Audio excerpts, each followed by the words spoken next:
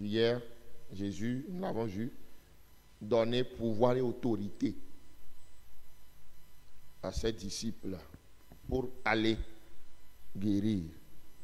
Et je vous disais que le pouvoir, l'autorité, la force, la puissance renvoient à la notion du royaume et son gouvernement, son exercice. Donc, avant que Jésus ne vienne avec le pouvoir et l'autorité divine pour nous libérer, le monde, Jean dit que le monde entier est sous la domination du mauvais. Parce que Adam et Ève, nous tous en Adam et Ève, nous avons perdu la domination.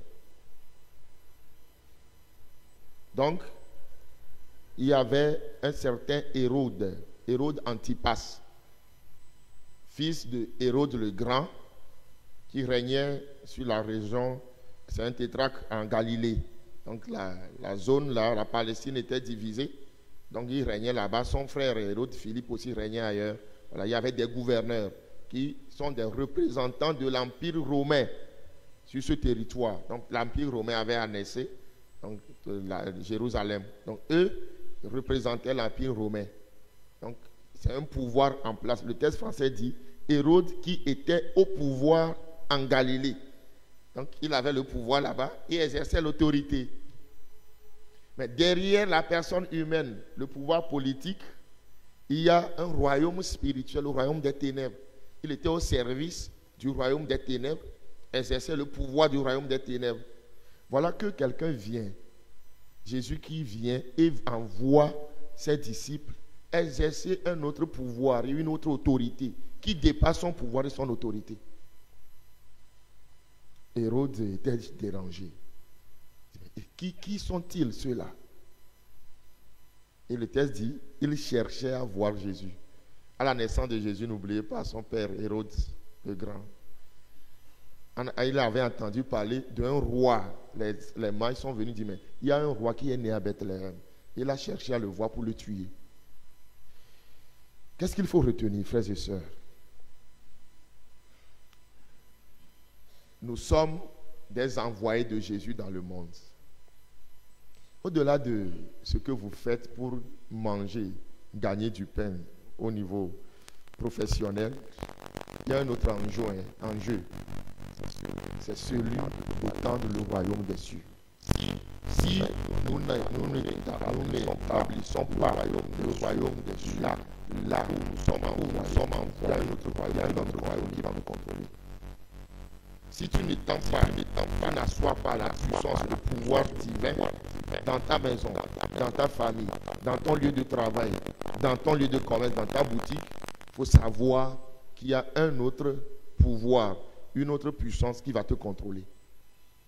Et les fils du monde, tout ce qui est mis en place aujourd'hui, sur le plan politique, sur le plan économique, sur le plan culturel, avec les réseaux sociaux, tout ça là, ça a un objectif. Celui de nous inculquer la culture du royaume des ténèbres. Et de plus en plus, notre monde est en train de perdre la culture, les valeurs chrétiennes.